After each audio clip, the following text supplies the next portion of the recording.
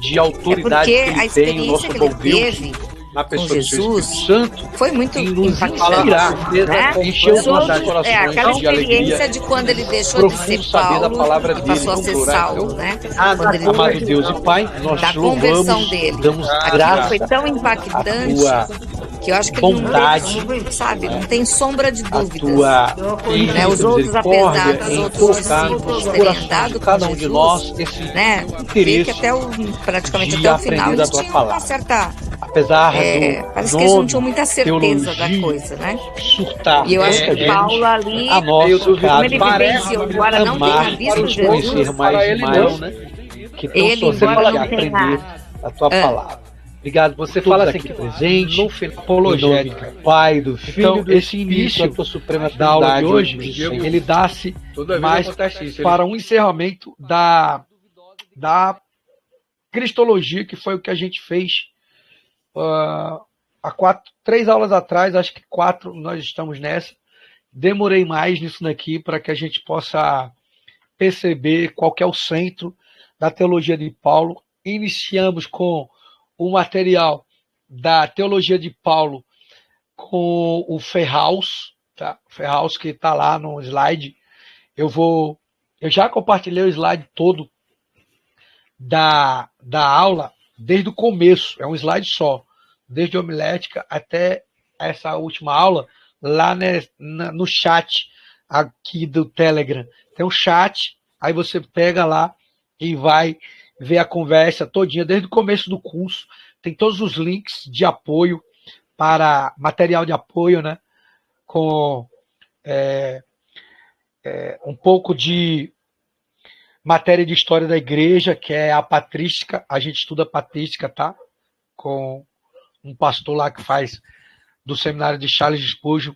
Então eu deixei lá o link para você estudar, tá bom? Tem outros materiais bacanas, tem materiais também do Sproul, tem cortes também de sistemática que fala da cristologia, mas o assunto principal que a gente trouxe em combate às heresias, na segunda aula, né, nós trouxemos um pouco do que os pais da igreja fazia, que era combater essas heresias, defendendo apologeticamente qual é o centro da pregação de Paulo, que é divinar Cristo, ou seja, dar voz ao que Cristo nos traz em sua cristologia, que é isso, que é a extração do divino na pessoa uníssona de Cristo, mesmo sendo ele a materialização, né, que é a encarnação do Deus, né, que se une, que é o significado da união hipostática, que foi o que a gente trabalhou na primeira aula, né, como os pais da igreja abordam.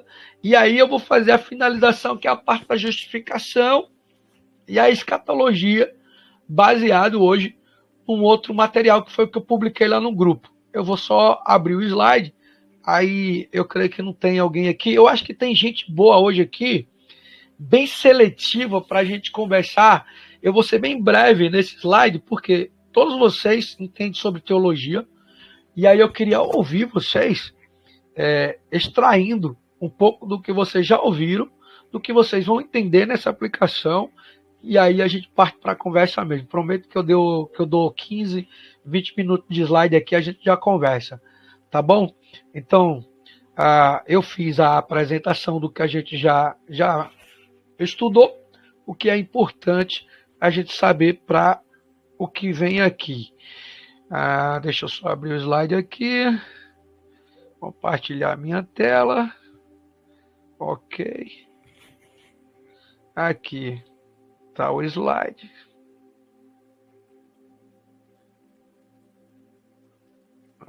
Não. Então, vou aqui. É porque é muito assunto. Esse slide inteiro aqui, ó, é do curso todo. Então, eu vou direto aqui no assunto, né? Foi daqui em diante que a gente viu, vou apresentar, o material do Ferraus, que é um um grande apologeta aí do século XVII, tá? Aí eu vou ser bem corrido sobre essa afirmação apostológica de Paulo aqui, né? Ele entra dentro da afirmativa que o cristianismo tem a percepção nítida dessa união íntima de Cristo com o Pai, né? Apesar de ser termo joanino, mas é uma cristologia de Paulo. Paulo que trata mais isso daqui. Então, esse foi o material que a gente estudou, né? Está compartilhado lá na conversa do chat. Ok, vou correr, tá bom?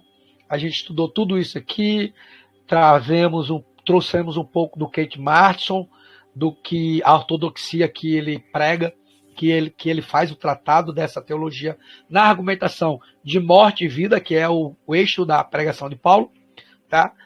Quando Paulo encontra-se nessa confiança de fórmulas religiosas aplicativas do passado para o cristianismo. Foi isso que a gente tratou. É um desenvolvimento do eixo de Romanos 5, ali, trazido, né, de Atos do Espírito Santo. Talvez os sinóticos, Paulo vendo isso nos sinóticos, né, já vista que Paulo já está um tempo à frente aí de mais de 40, 50 anos, né, desse tempo pós Cristo ressurreto. Sproul, ele dá um apanhado dessa cristologia como Cristo sendo a luz do mundo. Aí é interessante a gente fazer essa comparativa. A gente abordou as origens cristológicas paulinas a partir dos elementos referenciais importantes, que seria a morte e a ressurreição, esse eixo aí de morte e vida, né, que é o argumento dele, mas esses elementos é extraído em uma força estruturante cristológica, porque esse pensamento do eixo paulino é subdividido entre Deus, o Espírito Santo e a Igreja. Basicamente uma trindade não divina, mas uma trindade aplicada. Aí esse é o trechinho das considerações preliminares do livro lá de Ferraus. Do livro de Ferraus. O ponto de vista que nós podemos ver lá naquela aplicação da cristologia paulina é antropológica, é escatológica, é eclesiológica, né, que é o ponto de vista da igreja, tá? E é soteriológica, que é as visões futuras. Paulo fala tudo isso dentro de uma pregação com o tema a justificação pela fé. Foi o que a gente estudou até agora.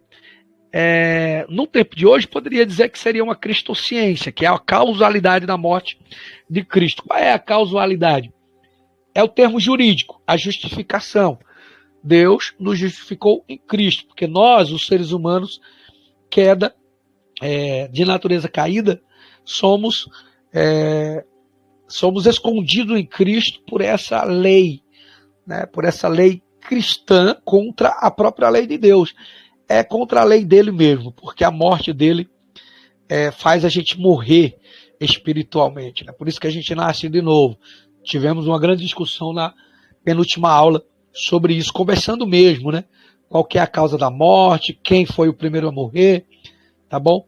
A gente tratou um pouco sobre isso, as mensagens desses concílios de Niceia, Trento, Calcedônia, Jerusalém e Éfeso, é uma mensagem discutida ao longo de séculos sobre isso mesmo, tá bom? É fundamental esse termo teológico da justificação, porque ele se coloca como um influxo. O Ferraus diz isso, né? Que Cristo foi vítima, de fato, a uma expiação por nossa causa. Então, por isso que é pela fé. E aí eu vou avançar, beleza? A questão do batismo a gente conversou pouco, mas eu acho que dá para abordar hoje. E deixa eu ver até onde a gente chega para eu começar o assunto de hoje. Pois bem, esse material foi a teologia do Helmans. O nome dele é bem complicado, porque ele é dos Países Baixos, né? E o livro é extenso, eu coloquei o PDF lá, mas é um livro muito condensado na minha perspectiva, apesar dele ser assim, ele é reformado, né?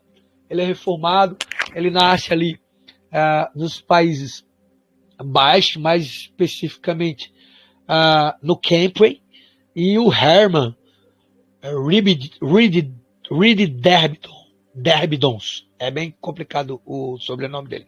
Ele completa os seus estudos sobre uma graduação nos tempos meados do século XIX, 1930 e século XX, né? Qualificando-se doutorado em defesa, né, dos estudos do Novo Testamento. Mas ele tem, dentro de sua mais de 40 anos de obra, né? Ele tem muitos compilados sobre as epístolas de Paulo, né? Tem um tratado de comentário do Evangelho de Mateus, mas ele tem também muito mais sobre as epístolas de Paulo. Ele é mais especializado nessa área, né? Cristologia paulina. Então isso é muito bacana a gente perceber que ele, dentro desses materiais que ele aborda, ele é um professor nisso. Então, gosto muito dos livros antigos. Tem muito material novo, tá? O Wayne Grudem, o John Piper, coisas no M.T. Wright também, apesar de que ele está meio se desvirtuando hoje, mas tem material muito bom. Mas o eixo que eu deixei para vocês lá, basicamente, na página 178, 180 em diante, desse material do PDF, que eu quero tratar, é sobre essa revelação da justiça de Deus, extraído um pouco desse livro aqui, o caráter escatológico. Dá para a gente avançar muito mais, mas para não ficar muito longo essa aula, eu só peguei esses 3 primeiros tópicos aqui, que é o caráter escatológico, a justiça de Deus em Cristo, que continua a sua defesa na justiça pela fé sem a lei. Por que sem a lei? Aí é onde a gente pode pegar aqui um eixo na conversa, assim, quando a gente abrir a câmera daqui a pouco, e dividir um pouquinho sobre essa questão. Por quê? Porque tratado de Novo Testamento, um tratado exegético e hermenêutico, a gente tem que colocar a lei não sobreposta a esse tratado, a esse estudo, mas sim embaixo, né? Embaixo desse estudo. Por quê? Porque a lei ela fica para trás. Não é desapegada ou desconsiderada. Ela fica basicamente unida, mas subjugada a um estudo exegético. Por quê? Porque a lei, vocês sabem a diferença entre o Antigo e o Novo Testamento, né? Ela é cumprida em Jesus Cristo. Por isso o termo a justificação, tá bom? É uma atribuição de ímpios à justificação. Então seria basicamente isso, certo? Vamos lá. Assim como no capítulo anterior, e se a gente ler, né, estudar mais o PDF, o livro, a gente vai ver o que ele falou. Nós encontramos um conjunto complexo de causas da manifestação e a manifestação do estado do homem, o homem carnal, nós, do mundo, né? Mundo caído em pecado e morte. Ainda assim, mesmo que nenhum sentido, isso é um trecho que eu trouxe do livro. Muito mais glorioso e inclusivo. Olha, ele está dando gloriosidade a uma natureza caída. Pois a redenção é muito mais do que a restauração depois do Redentor da morte, ou seja, Jesus Cristo, a morte e a ressurreição. O tema fundamental do Evangelho de Paulo é como um espectro multicolorido, é uma palavra nova, né? Ou seja, de muitas cores, de muitos resolvimentos, né? De muitas explicações, elementos textuais e teológicos. Ponto. Aí ele continua. Ele entra no caráter perdido do homem e do mundo em todas as suas dimensões e níveis. Refere-se à culpa do homem e ao merecimento do castigo no julgamento divino. A sua discórdia e importância interiores dá-se ao fato de que ele está cercado por um mundo afastado e alheio a Deus. Está falando do homem caído, né? A Deus, de ser ameaçado por poderes inimigos de Deus. Eu queria frisar esse ponto aqui para que a gente leve isso para a conversa, tá bom? Que leve isso para a conversa. Deixa eu adiantar. Vamos lá. Ok. Não sei se vocês entenderam, eu estou só lendo aqui, tá? O trecho do livro que eu compartilhei com vocês. Então, o ponto acima de branco que eu extraio do livro, abaixo eu comparo com um pai da igreja, um patrístico, digamos assim. Tá bom? Então vamos fazer essa dinâmica aqui. O ponto que eu extraio aqui, ó, que eu estou apontando, que é do livro, o Hermans, ele fala que o ponto de partida, as ideias da doutrina paulina de redenção, que define o novo relacionamento no qual Deus, em Cristo, colocou o homem em relação a ele, sendo que, com referência a elas, né, deve-se passar acima de tudo em justificação e reconciliação. São esses dois pontos que na Bíblia a gente vê muito falar, e talvez vocês já ouviram em estudos teológicos. Ponto. Continuo. Ao fazê-lo, não andamos sobre as pegadas daqueles que defendem a ideia de que a escatologia paulina, olha, perceba o que ele está falando, possui um caráter basicamente antropológico e é voltado para a relação individual do homem com Deus. É uma particularidade. Explicando isso daqui, eu uso Santo Agostinho.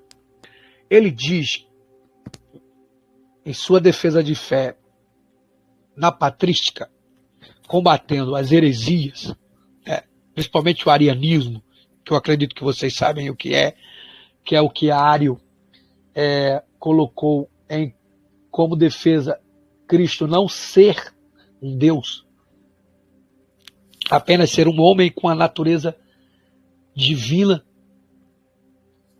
num sentido só profético e tal, que ele tinha dons superiores, mas não era Deus. Ariano.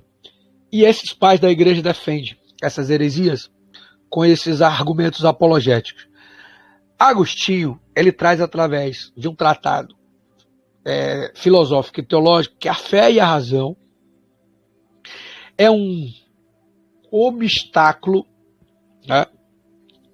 A fé não é um obstáculo, ou melhor, a fé não é um obstáculo. A fé e a razão não é um obstáculo à razão, mas sim um iluminador, ou seja, é um acrescentavos. Segundo ele, a razão, quando ilumina pela fé, pode alargar verdades e não diminuir, né? Mais profundas. Ou seja, a fé precederia a razão. A fé vem antes da razão. No sentido de que acreditar em Deus precede a evidência de que você existe. Ou seja, Agostinho explica que você só existe, só acredita em Deus porque você tem condições de existir. E quem deu a você esse dom, essa consciência, é Deus. Certo?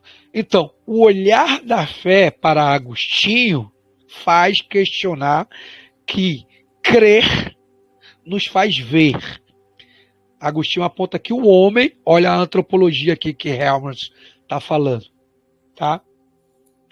Que o homem usa os olhos do corpo para ver os corpos inteiros, ou seja, os nossos membros, né? Os nossos membros. Então, essa perspectiva mais filosófica de Agostinho dá sentido a uma explicativa de que nós devemos antropologicamente perceber na pregação de Paulo que a justificação, que é o elemento divisor da pregação evangelística de Paulo ali nas cartas, é colocar o homem, né, como voltado-se para a relação individual com Deus e não julgá-lo, ou seja, o elemento jurídico, né? Então, a justificação ela é reconhecida em Deus e defendida com a reconciliação. Esse termo, quando a gente leva ele para o original, para o grego, é muito mais gostoso fazer exegese de textos. A outra perspectiva é que mais adiante, né, digamos assim, escatologicamente, né, o Herman, ele nos dá um olhar dentro da sua escatologia, e aí eu trago o trecho escrito em branco aqui, tá? Que é a questão escatológica no olhar da justificação do ponto central de Paulo, é ver em Romanos 1, por exemplo, Romanos 3, que são termos escatológicos, né? Que o homem caiu, Deus entregou ele a si mesmo para um julgamento. Lá, em Romanos 3 também, a gente conhece mais o 3:23, mas muito antes desse versículo, até depois, é um tratado escatológico para uma justiça de Deus voltado para o homem. E ele diz que essa questão torna-se como um ponto de partida, e essa nova definição do relacionamento do homem com Deus não seria melhor começar com a reconciliação. Por quê? Porque esse conceito é de escopo mais amplo do que a justificação. Ele está falando da reconciliação. Tá? Ou seja, uma ideia de que Paulo poderia tratar a reconciliação muito mais do que a justificação. Por quê? Porque a reconciliação em Cristo Jesus, em si mesmo, é a absolvição de cada um de nós, meio à justificação. Mas ele continua, pelo fato de que, ao contrário da justificação, não está restrito ao relacionamento do homem com Deus, mas coloca num campo de visão a criação como um todo, ou seja, todas as coisas, inclusive a criação. Tem um material muito gostoso que eu vou indicar para vocês, de um pastor que comenta, é o primeiro tratado de uma teologia da criação, de Agostinho, do ano de 389 em diante. E ele passou 20 anos fazendo esse tratado. Primeiro ele faz um tratado teórico, que seria, ele usaria uma hermenêutica mais, digamos assim, não aplicativa, porém ilustrativa, né? Não tão teórica, tá? Ou melhor, não tão prática, mas muito mais teórica, né?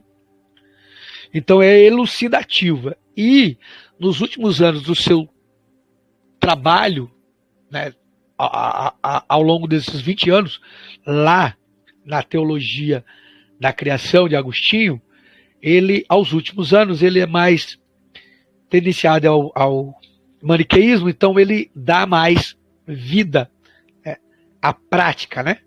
Há uma prática ao seu tratado teológico da criação, de que tudo que Deus fez, tudo mesmo, né? Está dentro da conta, né? Da justificação de Deus voltado para o homem. Mas voltando aqui, eu uso, numa parte amarela, o São João Crisóstomo. São João Crisóstomo, que é também desse período pós-santo agostiniano, e ele é mais ortodoxo, nesse sentido doutrinário da justificação.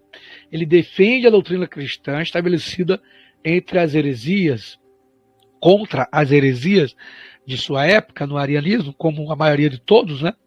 Porém, ele trabalha mais em cima da moralidade, da justiça social, essa prática, né, que o cristianismo traz para que a nossa fé seja defendida na prática, tá? Não era apenas teoria, mas exigia uma vida completa, monástica, né, com os ensinamentos de Cristo. Aquilo que as igrejas que mais prega tem o centro da sua pregação o próprio estudo da Bíblia. E não só a missão, o evangelismo e muita púlpito ilustrativo, né, com muita música e tal, como é mais o neopentecostal, o pentecostal desse tempo. Igrejas avivadas, digamos assim. Mas aí o Crisóstomo, ele continua dizendo que, na sua abordagem, a sua denúncia mais veemente a essa justiça social, porque o homem era muito apegado ao dinheiro. Ele faz esse tratado de observância que o homem é muito apegado ao dinheiro. e esses abusos sociais e financeiros da autoridade, né? Tanto o homem traz o homem para o centro da pregação, como a própria igreja, né? E aí ele faz essa argumentação em sua defesa, tá? Aí eu quero só complementar isso no sentido da apresentação aqui do livro que eu trago, que essa apresentação do Evangelho da Justificação pela Fé de Paulo, no livro, né? O Herman, ele diz que a justiça de Deus e revelação de fé torna-se bastante claro o quanto esse tema participa da construção, né, dessa consequência do caráter histórico e redentor de Cristo na pregação de Paulo, porque tudo isso fica muito mais evidente quando consideramos o fato cuidadoso do conceito de justiça. Aí ele fala que Gálatas 3, 21, né, tem essa característica, e Romanos também, porque esse caráter, para a gente entender corretamente ele, importa que esse tema da justificação seja visto numa percepção de maneira que se encontra ligado a uma estrutura básica escatológica na cristologia da pregação de Paulo. Por quê? Porque o original, né, organicamente dessa pregação é uma proclamação de salvação e não uma defesa de que o homem foi somente salvo por Cristo. Sabe? Isso é muito difuso quando a gente inicialmente percebe a pregação do Evangelho, quando a gente está envolvido muito em missões aí. Pregar que Jesus Cristo, ele só salvou. Não, ele morreu. Teve um preço para isso. É como se isso fosse condicional. Tá bom? Por fim, eu vou fazer o que Atanásio contribui dentro, comparado, né, ao material do Herman, que é o livro que eu indiquei aqui. E nós estamos trazendo tópicos deste ponto que a gente colocou aqui, tá bom? Ele diz assim, em branco, o que é mais característico desses pontos, porém, a menção repetida da revelação da justiça de Deus é que dizer não apenas que uma nova doutrina é uma nova experiência, né? Ou seja, nascer de novo seja só uma nova experiência, mas uma manifestação daquilo que foi determinado como plano de Deus para você. Talvez possa pesar a gente escutar isso, né? Determinado, né? Que aí leva muito para teologia indicativa a um calvinismo, né? Mas ele continua com respeito à plenitude do tempo de Deus. É isso que é a replicação do termo determinado. Ponto. Continua. Temos de tratar aqui uma variação de expressão de característica na estrutura escatológica básica da pregação de Paulo. A revelação do mistério, ou a revelação de Cristo. Agora, o surgimento do dom de justiça de Deus, como um acontecimento escatológico, pertence a essa revelação. Em outras palavras, a doutrina da justificação de Paulo é uma interpretação, a aplicação definida dessa escatologia. Então, essa extremidade, né, é exatamente a medida de coisa expressa, por exemplo, que ele dá no texto de Gálatas 3, com palavras essa fé. Com as palavras essa fé haveria de revelar-se, como fica aparentemente em Romanos capítulo 17, a fé está ligada de maneira muito próxima à justiça, como pelo meio do qual a justiça é obtida. Então, é como se, basicamente, Cristo permitisse a gente ter participação nessa justiça dele, da morte e reconciliação pela sua morte para essa justificação. E hoje a gente representa isso, participando desse julgamento de Deus pela pessoa de Jesus Cristo, como? Pregando o Evangelho, não se rebelando contra ele, como está no texto aqui acima de Gálatas 3 e Romanos a partir do capítulo 1, 17 em diante. Atanásio tem uma defesa de Cristo mais como a essencial salvação, seria o cerne da argumentação dele, né? Então ele é soteriológico, é relativo à salvação, não à justificação inicial, que é a pregação de Paulo. Ele argumenta que se Cristo não fosse Deus, ele não teria o poder de nos salvar e nos tornar participantes da natureza divina, que é a doutrina do teoses, né? Ou deificação, né? O teos como teologia, teos, tem variações no original. Então uma criatura não pode se definir a humanidade da condenação do homem, do pecado, se ela não salvasse, sendo Deus, né? E aí ele traz a explicativa desse termo aqui do homonóisios, né? Que é uma originalidade que ele faz um tratado mais sobre isso. É mais uma coisa de você explicar de que Pai e Filho, Deus e Jesus Cristo é um só sobre substância, porque não os dois em paralelo. São essências misturadas, né? Então é muito mais prático para aquele tempo, para os gregos, entender que Deus e Jesus Cristo é um só em essências. Você misturar duas essências de uma mesma fórmula, você se torna um, porém tem dois pedaços ali, né? Então essa afirmação é o centro do Tratado de Atanásio por longos anos, né? De que a consubstancialidade entre Deus e o Pai é a eternidade do Pai para o Filho, né? E isso é a resposta como refutação à ideia de que houve um tempo em que o Filho não existia, ali como Ariano e outros aborda. Beleza? Nós terminamos, vamos para a conversa. Deixa eu só sair aqui.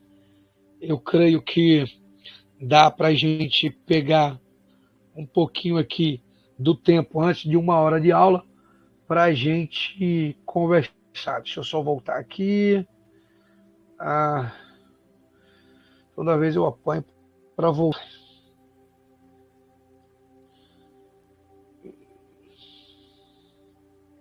Porque aí eu fecho aqui.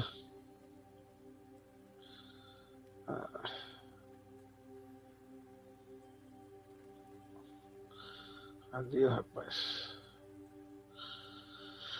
Bom, já pode ir falando aí, enquanto eu tento fechar. Eu não sei se vocês entenderam bem que a gente fez um fechamento. Eu usei hoje um outro material, mas esse material, ele congrui, ou seja, completa, né? Cadê, rapaz? Ele completa o que a gente está estudando aqui. Primeiro eu trouxe o material do Ferraz. Não sei se vocês pesquisaram, acho que o Diego pode falar mais um pouquinho sobre isso. Mas, basicamente, os escritores, Rapaz, toda vez eu apanho para parar de compartilhamento. Já achei. Agora eu achei. Vamos lá. Ô Diego, talvez você que está mais tempo aí no curso, você pode... Eu acho que acabou de entrar aqui o Donizete. Eu não sei se o Adriano, o Anderson, lembra do Donizete. Você lembra dessa figura? Ele fez radical comigo lá em Recife e me tornou um grande amigo. O Adrianinho, eu não sei se o Adrianinho lembra dele. Ô Diego, aqui nós estamos com Cristolândia pura, tá? O Adriano, o Anderson, que é o famoso conhecido delegado, e o Donizete, ele entrou aqui no grupo, aqui na sala, não sei, eu estava compartilhando a aula, ele tá aqui, né, escutando. Então, eu não sei se você lembra dele, Diego, porque você é da geração recém-chegada, mas aqui é Cristolândia pura. Tá bom? É só nada. É só nata.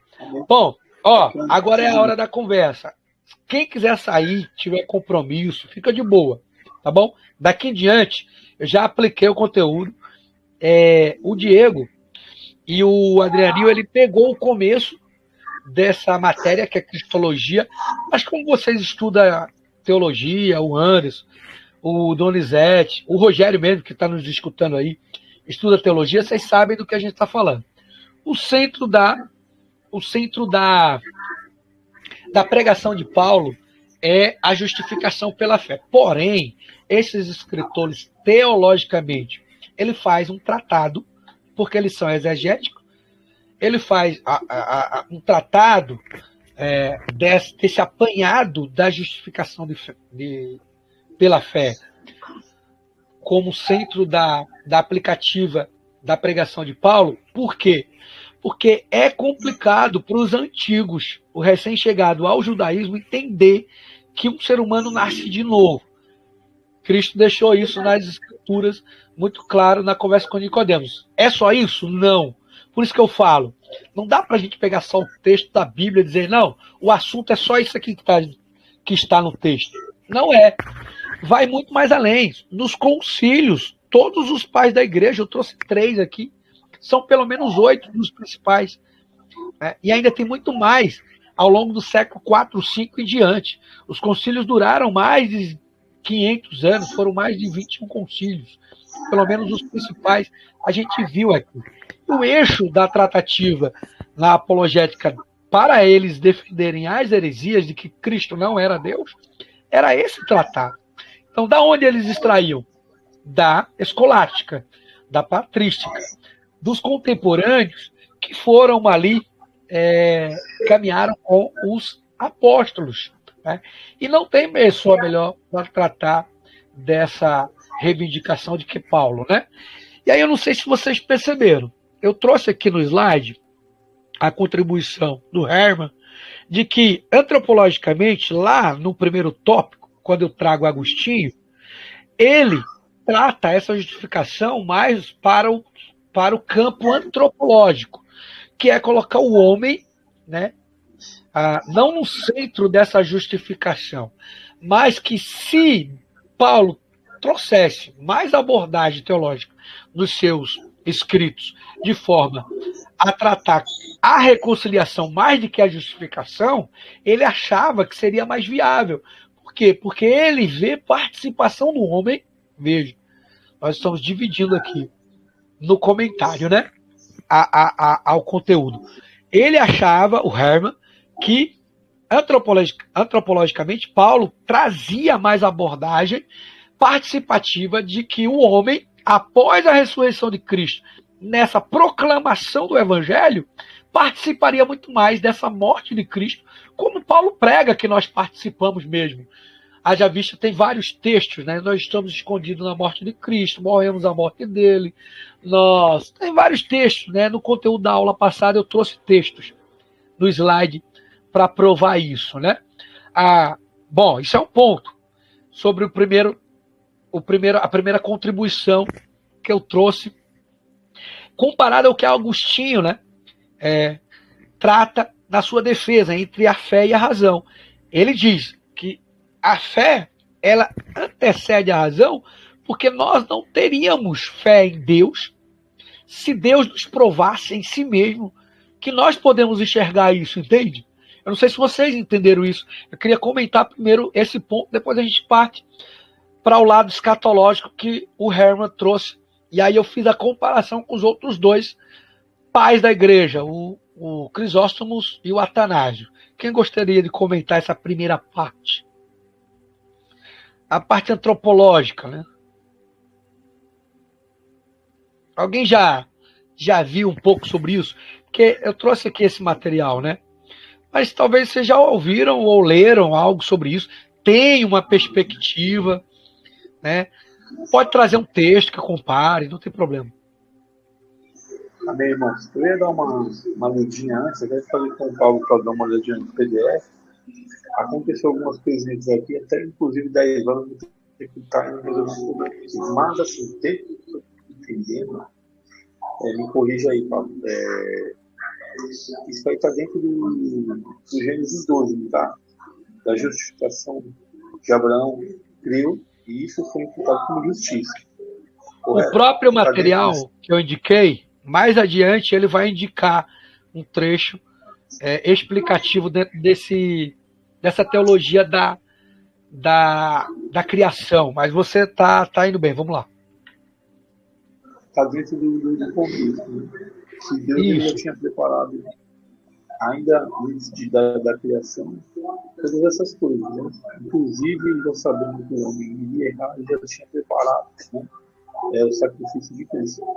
E a fé em Cristo é justamente o que vai trazer o homem para ser embutido de Deus. Correto? Porque o reino de Deus, quando Jesus ele fala que já está entre nós, isso já é evidente que Deus já tem algo preparado para o pecador, que até então estava condenado ao inferno, correto? Não, tudo bem, seria preditivo, até usei por último na outra parte escatológica, aquele ponto que o Herman traz sobre ser mais positivo, ou seja,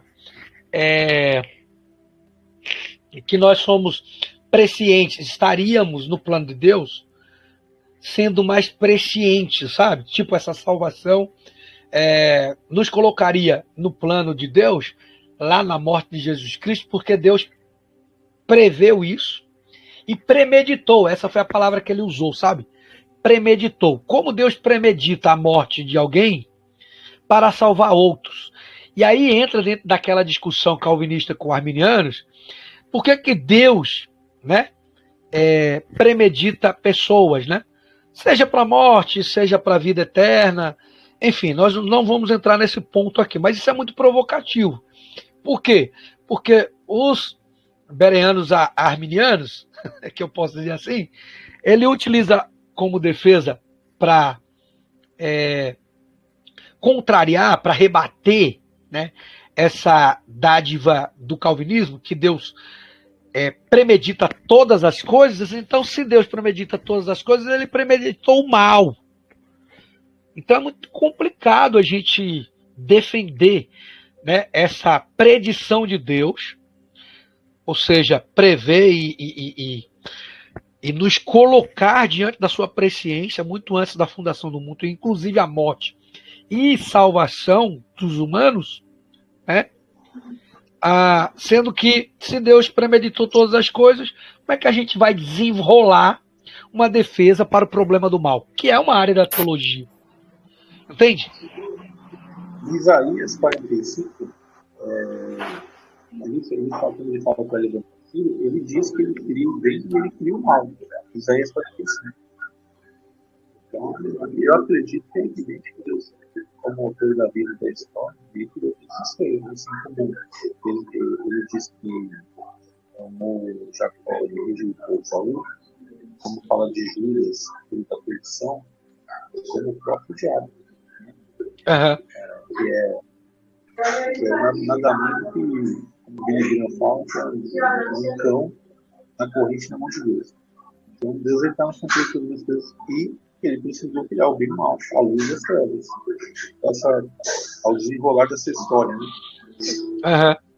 Não, sim, esse assunto vai longe, né? Mas são pontos cruciais que a gente colocou aqui, que eu acho que dá para a gente começar bem. Né? Nessa parte, Adriano, o Anderson pediu a palavra, eu acho que ele pode falar, o Adriano pode contribuir. Pode falar, Adriano, o Anderson.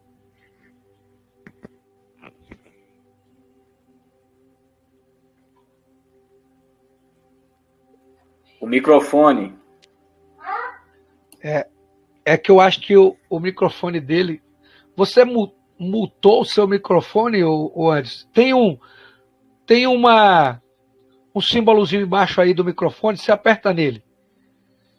Aperta no seu campo aí na aba embaixo, tem um símbolo do microfone. Se apertar nele, não sai não? Na sua tela embaixo aí tem um microfonezinho. Aperta aí, porque tá... Eu já autorizei você aqui. mas o teu microfone tá mudo pra gente aqui, sabe? Fica do lado da câmera. Do lado da câmera.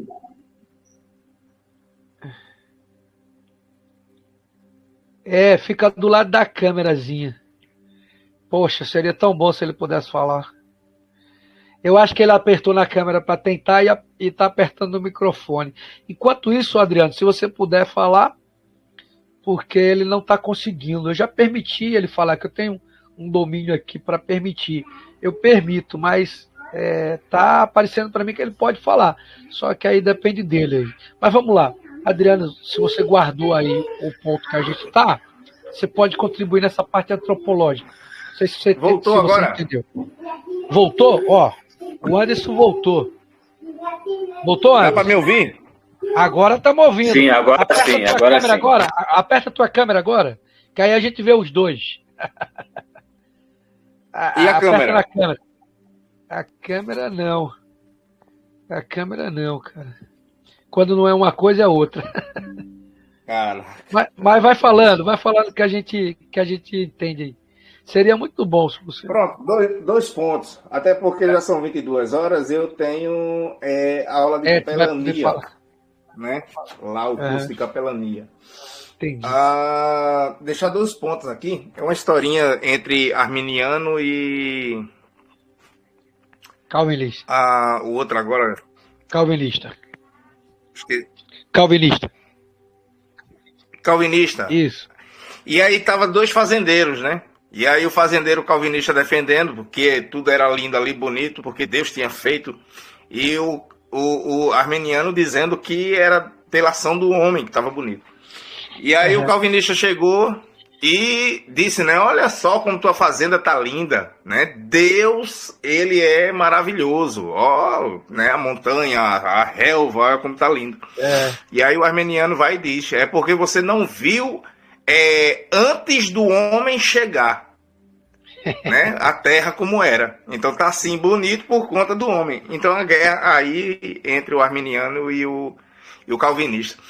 Seria uma Essa pitada parte do aí, homem. um pequeno resumo, né? Eu entendo assim. Eu vou fazer uma pergunta aí para vocês, deixar um esboçozinho aqui, uma exegese.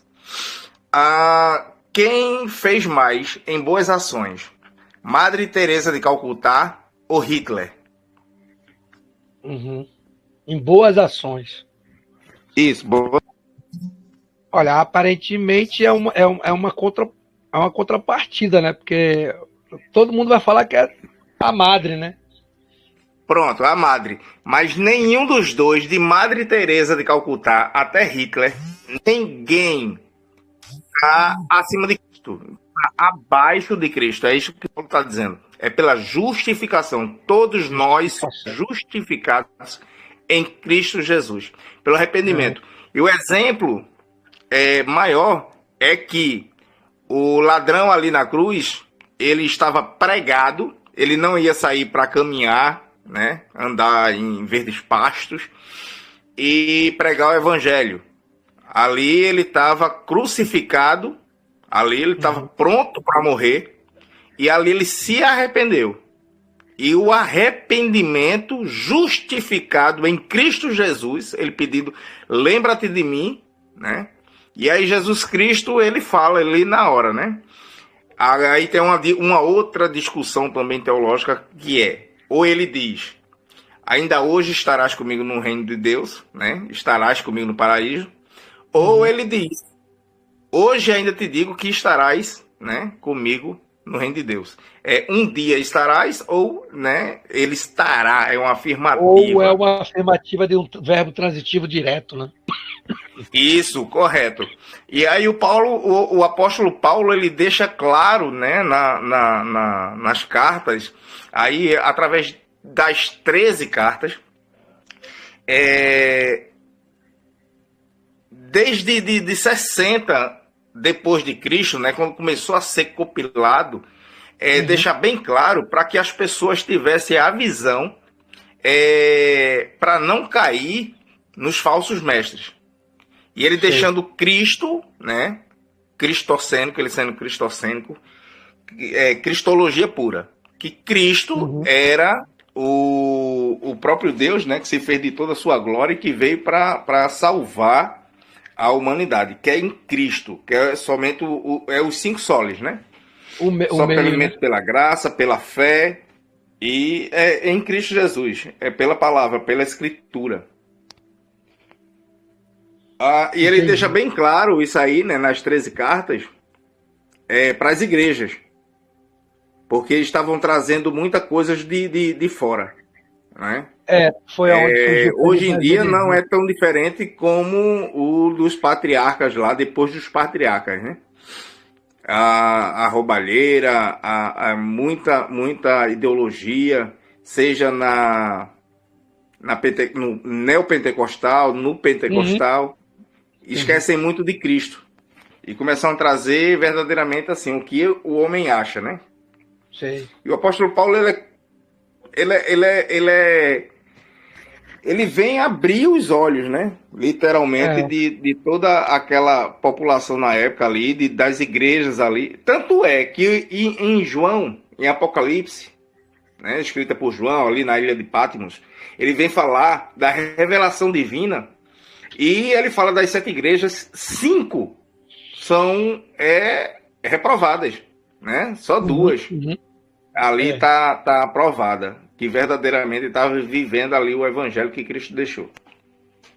Pronto, essa é minha contribuição, eu trouxe aí um pouco aí, pelo menos do entendimento, do que eu entendo. Não, top demais. Entre um assunto e outro. Eu não entrei tanto no contexto teológico para falar, né, do que o irmão trouxe sobre escatologia, né, essa parte dos argumentos dos escritores, até porque eu não li a apostila. Não, sim, mas vou ler na próxima aula, próxima segunda-feira a gente tá junto. Show de bola. Maravilha. Novamente. Um abraço aí, graça e paz para vocês. Deus abençoe. Amém, meu irmão. Vou agora para outra aula. Boa demais, vamos lá. Vamos lá. Adriano, obrigado, meu irmão. Valeu mesmo. Beleza, tamo junto. Então, Pablo, o nosso irmão estava conversando aí, falando acerca do mal, né? Que Deus criou o mal e tal, mas essa questão aí ela é gradual, né? Porque, para mim, a própria palavra do Senhor já fala lá em Gênesis, né? Que tudo que Deus criou era bom, né? E é uma afirmativa de que contra o problema do mal, né? E que o mal começou quando Satanás ele quis ser igual a Deus, né? Ele quis usurpar o trono de Deus e a partir daí o mal nasceu no coração de Satanás, né?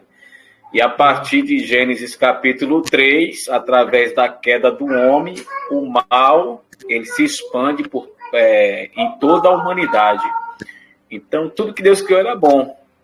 Então, eu acho que tem umas partes aí que a gente tem que encaixar certinho para né? Pra tentar entendermos mais sobre a questão da...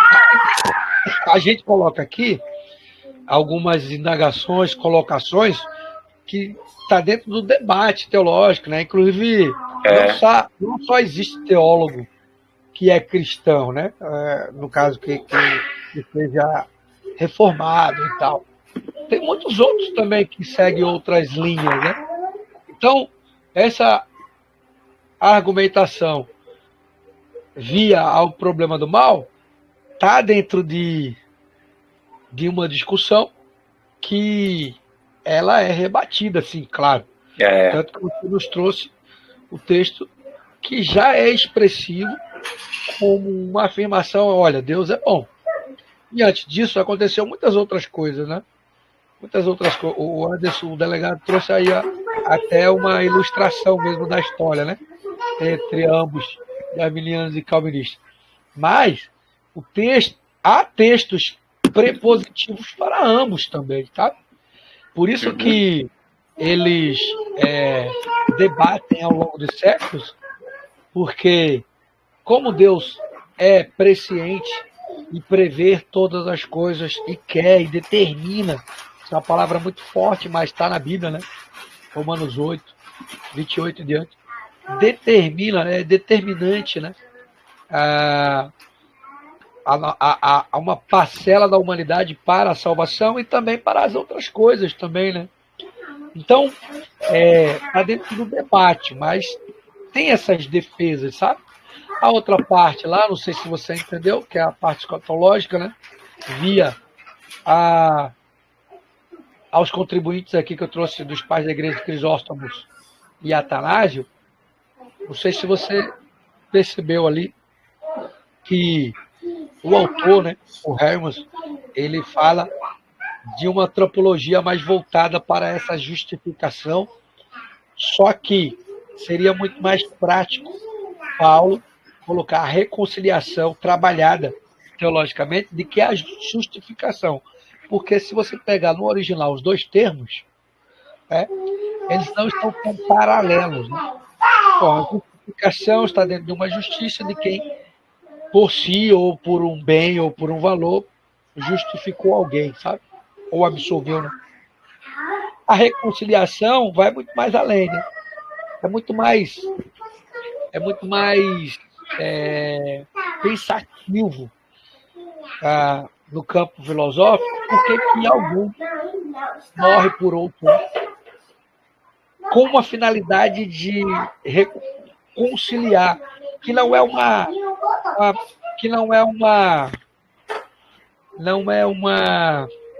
como é que chama? Não é a missão.